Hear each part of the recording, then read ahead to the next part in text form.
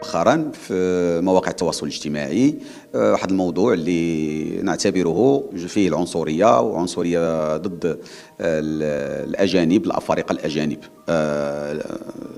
بصفة عامة، اللي كيرفضوا أنه يزوجوا المغربيات الأجانب الأفارقة. هذا الموضوع اللي احنا كنعتبروه داخل علينا ومستجد، ومع العلم انه كنعرفوا مغربيات مزوجين بالافارقه من مده طويله، بالذات اصحاب البشره السوداء، وما عندهمش مشكل، وعندهم ولادهم مغاربه وكيهضروا بالعربيه ومندمجين، ويعني سنوات. كاين اللي مزوج 15 سنه 20 سنه وما عمره ما تطرح هذه المساله ديال الزواج مغربيات بالاجانب السود. بالنسبه لهذه العنصريه، هذه التفرقه والعنصريه فهي مطرحات علينا احنا كجمعيه من 2015 2016. بعض الموبلات كيلقاو عليهم ممنوع تكريو الافارقه، وكأن الافارقه هم بشر من نوع درجه ثانيه او ثالثه. ولكن باش تطور انه لدرجه يمنعوا او يدافعوا على منع الزواج او يحرضوا على عدم الزواج المختلط من السود، فهذه جريمه خصو يعاقب عليها القانون.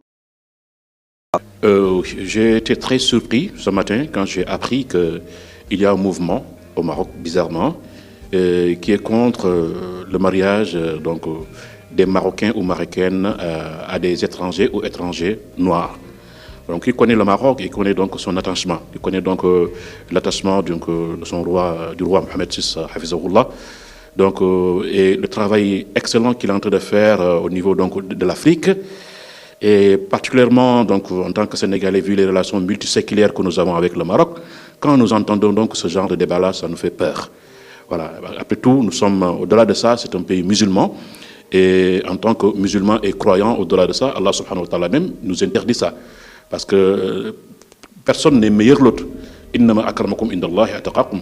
La meilleure personne, la meilleure créature qui est mise auprès d'Allah subhanahu wa ta'ala, c'est celui qui craint Allah subhanahu wa ta'ala. Ce n'est pas une question donc de peu. Même Allah subhanahu wa ta'ala, il nous dit dans Suratul An-Nisa, je pense, Ya ayyuhan nas taqu rabbakum allazi khalaqakum min nafsin wahida wa khalaqa minha zawjaha wa bassa minhuma rijalan kathiran wa nisaa wa taqullaha allazi tasaaluna bihi wal arham inna Allaha kana alaykum raqiba. Donc si on voit même le sens de ce verset-là, ça va même à l'encontre par rapport maintenant à cette idéologie de ce genre de mouvement.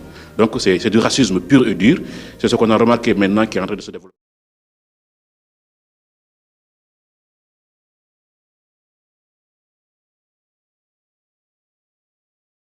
ما عرفناش الجهه اللي ورا هاد الحركه العنصريه، ولكن نطالبوا من النيابه العامه انها تحارب هذه الظاهره، كما احنا بدورنا كجمع فاعلين مدنيين وحقوقيين انه نحاربوها بموائد مستديره، بدورات تكوينيه تحسيسيه من اجل الاندماج والتعايش ديال هاد الاجانب، ونوصلوا واحد بالتربيه والثقافه انه لا اختلاف ما بين اسود وابيض الا بالتقوى. هذه من جهه.